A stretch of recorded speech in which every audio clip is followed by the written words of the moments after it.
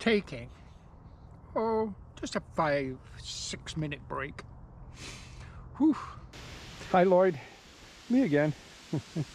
I went the wrong way. This one is called Locust Lane.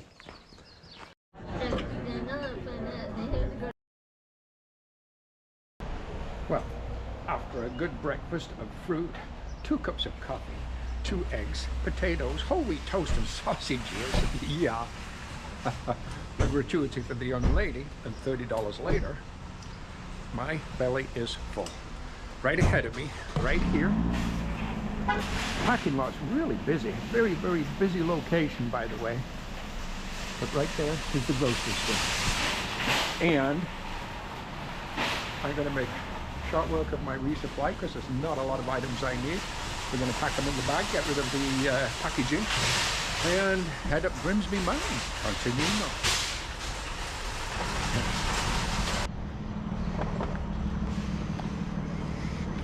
Oatmeal chocolate chip cookies, check. Nacho chips, check. 3 vegetable ramen noodles, check. Full water supply, check. Big bowl of fruit and a full breakfast, 2 cups of coffee, check. And 4 Mars bars in the pack, check. We're going over the bridge. Yeah, look at how beautiful this is, by the way. So that's the bridge that we didn't go over when we just jumped off trail to resupply and breakfast. Anyhow, we're back on trail now.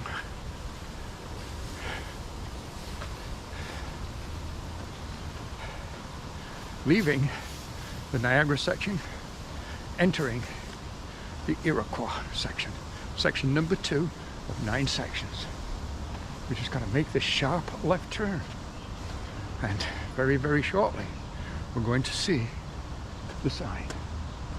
The Iroquois sign. Let's take a look. Ooh.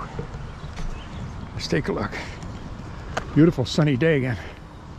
Look at these homes. How stately does that look? How about that one right there? Oh yes. Bruce Trail. Sign ahead of us. Blaze on the post. Beautiful old barn. And just up here, the Iroquois section. Welcoming sign. Oh yeah, right up here. I can see it. Pinned, nailed, screwed to the tree. Right behind the yellow notice. Look at that old barn. Isn't that sweet? Look at the property. My goodness. Oh, look at that. Look at that sunroom up there. Oh my. Yeah. Sometimes it makes you wonder. Welcome to the Iroquois Club section of the Bruce Trail. Oh yeah. Wow. Goes.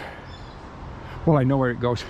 It goes all the way from here, all the way up to, and pat across the 401.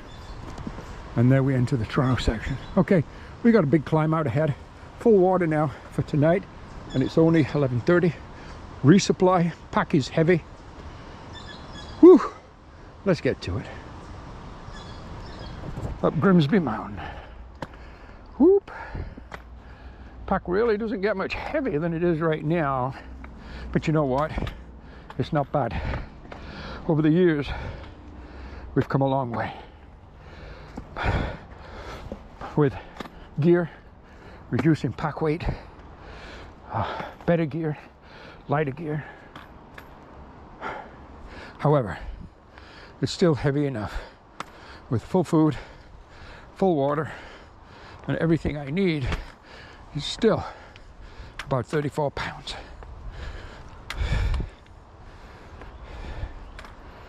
Okay, let's just keep climbing, steady as she goes.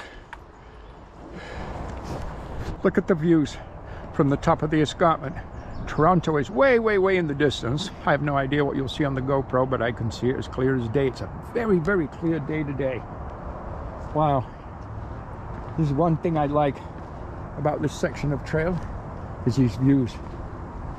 And also when you go through Hamilton on a nice clear day, you get to see an awful lot over the city.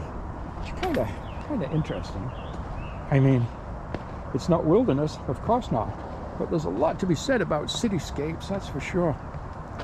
Okay, look at that. Can you see Toronto over there? Huh? Okay, let's just keep going on trail, shall we? Taking, just a 5-6 minute break. Whew. Since I left the Beamer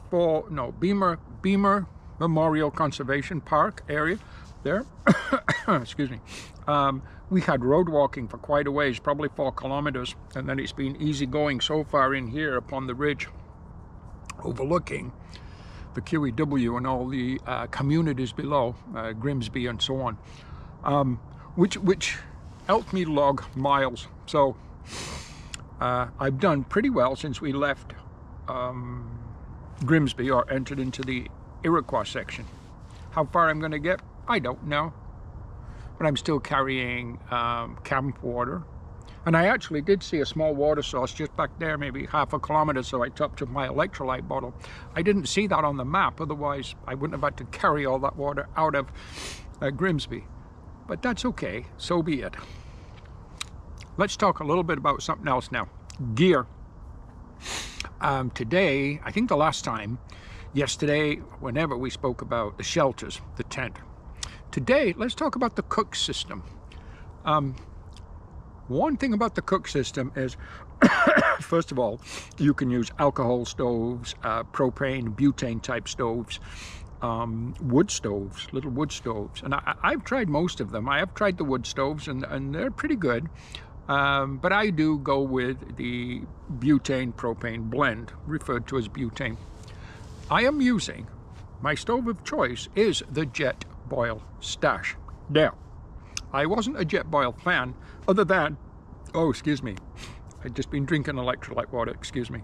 I wasn't a Jet Boil fan, other than I know the heat exchange system is excellent, especially on a through hike. It just gives you much more miles out of a can of fuel, about 40%-ish.